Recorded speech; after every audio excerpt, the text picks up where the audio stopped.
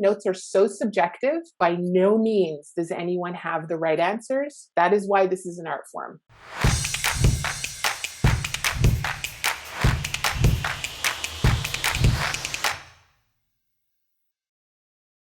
I decided to have a meeting with the producers and pitch to them why I thought my credit needed to be bigger. I wasn't asking for more money, but I wanted more recognition in the credit because we all know that that is also how we build our careers. I thought my strategy would be I will pitch a bigger credit than what I was aiming for, thinking that we would negotiate down to the credit I wanted and the credit that I thought I was due. So I really wanted assistant director. So I went in and pitched to them why I should be named co-director.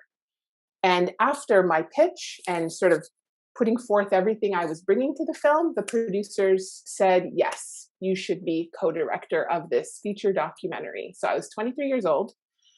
And I left that meeting as a co-director of this feature film. And I've been directing ever since. There are some very heavy themes. There are some traumatic moments. There's some sexual intimacy. There's some sexual violence. I hate that this is a part of like my coming of age story, and unfortunately many coming of age stories. So how do we tell this story in such a way that our child actors have fun every single day and don't catch any of this trauma? So as a director, figuring out how to shoot this to protect them and keep every day fun. A lot of the really traumatic recreations, the kids are shot in their own shot. They're very often not tied to the actual event. And I would tell them what was going on around them, but it wasn't actually going on around them. We never, the concussion grenades and the screaming, they didn't see any of that. The majority of the time, we are living in a very positive and supportive atmosphere.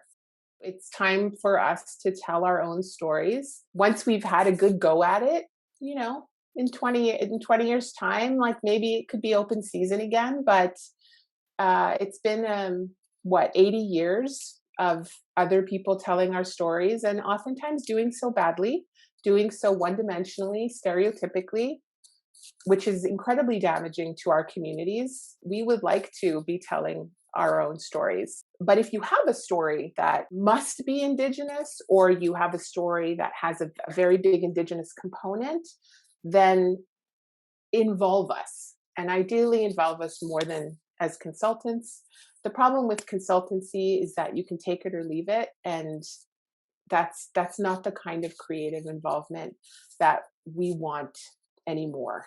Don't think of us only as, bring that person in for the Indigenous component, bring us in to make sure that there's authenticity there, but understand that we bring a whole bunch more to that room as well.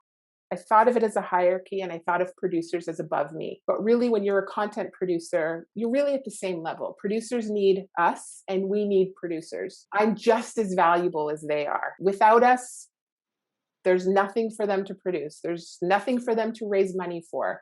So it really is a partnership. And if it's a partnership, there's equality there. And that defines the entire relationship. In the beginning, you're just so thrilled and so desperate to be seen and for to work that you don't always do your due diligence in researching who these potential partners will be. Whoever you get involved on your project, especially at that level, the producers, it's a marriage, and you're in it for years. Nothing gets made quickly.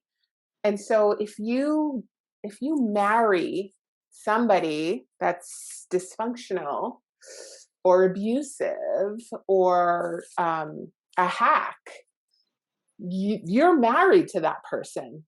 It's not so easy to divorce once you've sort of contractually gotten together, right? I think in the beginning, I was just so hopeful to be chosen and seen that I didn't do any of the work in understanding who are you? Yeah, like here's who I am, but who are you? And I think that's really important.